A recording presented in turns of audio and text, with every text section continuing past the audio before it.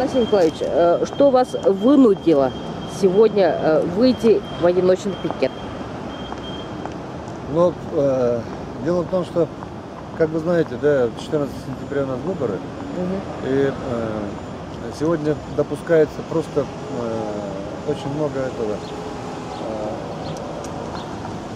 грубых нарушений, да. Поскольку наша партия Гражданского фронта выдвинула своего кандидата, мы обратились по фактам нарушения, обратились в СЭК, Верховный суд, прокуратура республики, да, Следственный комитет республики. Но все это остается сегодня без этого,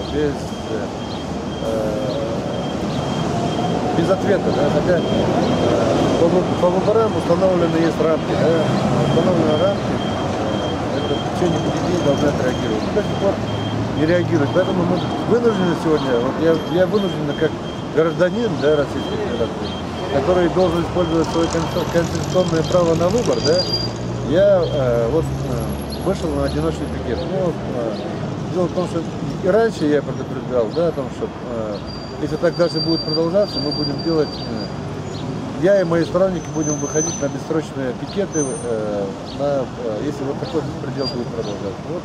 В республике Конституция не действует. У нас нотариусы сегодня подделывают подписи, да, партии за другую партию собирает подписи, использует административный ресурс. Но это что такое? Суды не реагируют, прокуратура не реагирует, Следственный комитет не реагирует. Это что такое?